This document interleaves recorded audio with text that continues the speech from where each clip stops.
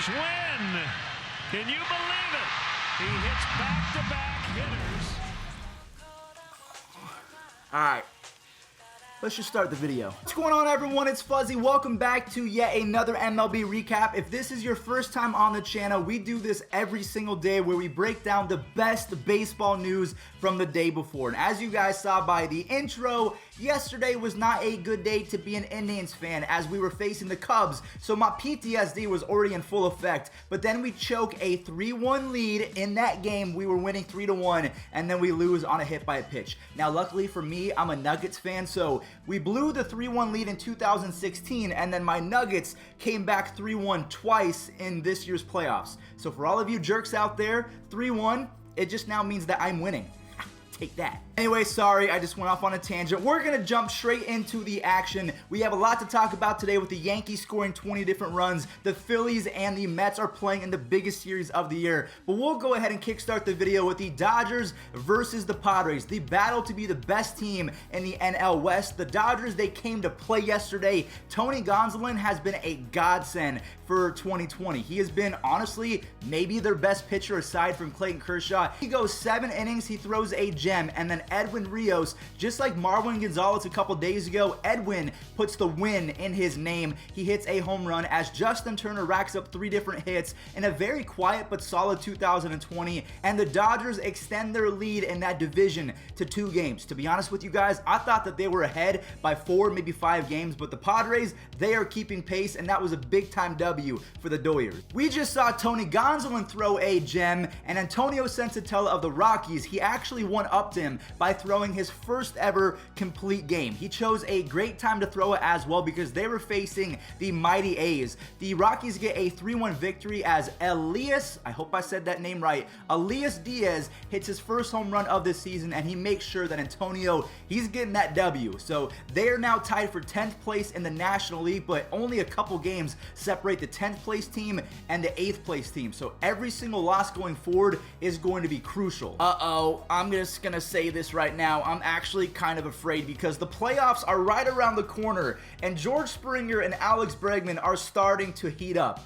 That is bad news. Say what you want about the Astros, but they are still a great team, and Justin Verlander might be on the horizon of coming back as well. But Jose Urquidy, he has a great start. Back-to-back great starts in a row. He goes 7 innings, 0 earned runs, and a much-needed victory as they could have been 2-8 in their last 10 games if they lost that game yesterday. But the A's lose and the Astros win. So big-time day if you're a Houston fan. This kid is going to be a problem for the next couple years. Dane Dunning of the Chicago White Sox had his best start of his young career, and it came against the Minnesota Twins. He made them look silly for 7 innings. James McCann and Luis Robert, they drive in 2 apiece. They combine for, I think, 4 RBIs as Tim Anderson continues on a torrid pace that he started in 2019. He has more 3-hit games in September than he has 0 hits.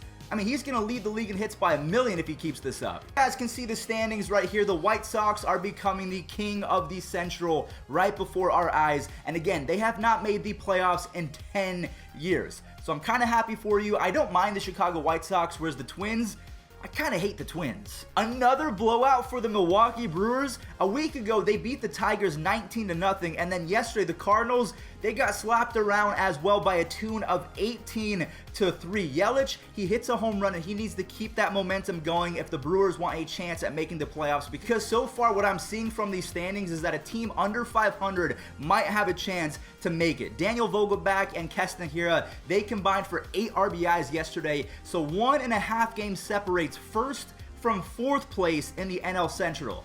That is stressful. Freddie Freeman is your #1 fantasy baseball player for 2020. I thought maybe it would be Fernando Tatis or Trevor Story. Freddie Freeman leads it by about 20-30 points. He has been magnificent this year, and he lights the match in the 3rd as Duvall, Ozuna, and Dansby Swanson, they do the rest in a pretty easy 5-1 victory over the Baltimore Orioles. The pitching was also great for the Braves, but one thing I want to note, and it came to me yesterday, and I thought, oh my gosh, imagine if that never would have happened. Imagine if Yasiel Puig had never gotten COVID. He would be playing over Adam Duvall. Duvall has 15 home runs on the season already. He would be on the bench waiting for a chance to play. So it's almost kind of good you didn't sign Yasiel Puig. Matthew Boyd is looking like 2019 Matthew Boyd as of late, as he shuts down a pretty hot Royals offense. I think the Royals have won 8 of their last 10 games or something crazy like that. Miggy goes yard in what I would call a very decent campaign. 6 home runs, 23 RBIs, a 7.11 OPS. I was expecting more because he was raking in spring training, but then again, spring training was like 6 months ago, and then there was that delay. Miggy is on the road to 3K, and it's gonna happen pretty soon. The biggest win of the season by far goes to the Phillies yesterday. They beat the Mets as Jake Arrieta shoved it for 5 innings before he got taken out with an injury, and the bullpen stepped it up. I have to give all of the credit in the world for that W yesterday, because the bullpen for the Phillies was historically bad about a month ago. They added some different pieces, and they showed up big time yesterday. Didi Gregorius and Hazley, they drove in all 4 of the Phillies' runs, and then after the game, the Phillies signed 2 different players, Greg Bird and Jonathan Lucroy. They're going for the playoffs. You don't sign these guys unless you're going to need them for a playoff spot. So they're thinking, we got this. Well, you're right. It's kind of a no-win situation. You're embarrassed if you make an out. You're kind of embarrassed if you go deep, but why not? It counts in the scorebook. Espinal has a big smile on his face, and they have hit 2, 3, 4. And if you thought the Brewers game was bad where they beat the Cardinals 18-3, well, yesterday the Yankees were hitting home runs on 49-mile-an-hour pitches.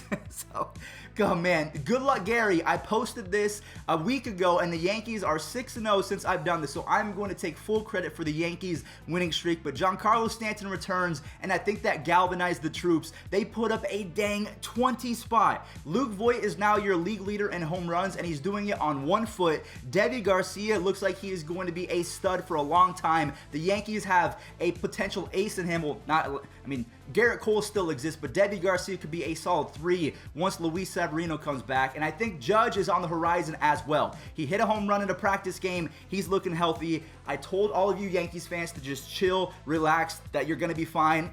And I was right. Nate Lowe swings his bat like a toothpick. I'm going to go ahead and roll it so you guys can hear and see exactly what happened, because his bat comes through the zone.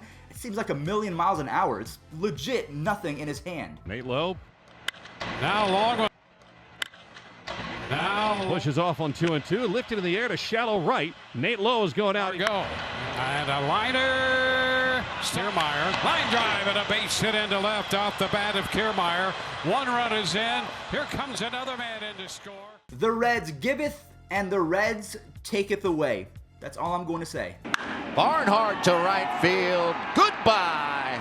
He has no save on. Caught. A leaping catch at the wall by Brian Goodwin. 3-1 in the air. Has it, and the Reds hold on to win 4. Now that was just a really lame attempt to emphasize how the Reds live and die by the long ball. So yesterday it worked in their favor. They hit a couple home runs, and then Brian Goodwin in the final inning helped out Amir Garrett to get his first career save, and he was very grateful for it. So the Reds are now 1 game back of the Giants for the last playoff spot. I mean, I honestly am so excited to report on these next couple weeks in terms of the standings in the 8th spot and the 2nd spot in the divisions, because it can change every single day. And then the final 2 games from yesterday, we have the Red Sox and the Marlins. Guys like Tanner Hook, or Hoke, I don't know how to say his name. I've never heard of him before. It was his MLB debut. Cut me some slack. But he's the reason why I quit baseball. Watch this. 3-2, and down he goes. That was 96 miles an hour. Tried to get him to go on that, and he did. 1-2. Boy, that had something on it. A swing and a miss for strike 3. Fans Alfaro. 2 on the way. Struck out again. In his MLB debut, he was basically flawless, going 5 innings, did not allow a single earned run against a pretty good Marlins offense, and he had 7 strikeouts to secure the W. So if he can be a surprise starter going forward and add to that rotation, I'm telling you, the Red Sox are going to be fine going forward. And then last but not least, we have the Diamondbacks at the Angels. Who wins? By Walker. Cole Calhoun, speaking of bombs, Cole Calhoun is back in town. Varsho launches one. Cole Calhoun, there's another line drive to right, and he did it again. Cole Calhoun, 2 at-bats and 2 home runs. All right, everyone. Well, that is going to do it for today's MLB recap. Thank you all so much for stopping by. And also, thank you all so much for always supporting me in the comments and always adding to the conversation. You are what makes these videos possible, and I just wanted to tip my cap and shout you all out because, honestly, you make my life a whole lot more fun. And baseball, it's the greatest game in the world, so I'm glad that you guys like it as well. But without further ado, that does it. Stay safe out there and enjoy this day in MLB history. He is ready for the 2-2 to Woodson, and here it comes. And it is swung out and missed. And Tom Browning has pitched a perfect game. 27 outs in a row, and he is being mobbed by his teammates just to the third base side of the team. Grounded towards the hole, hit number 3,000 for David Mark Winfield.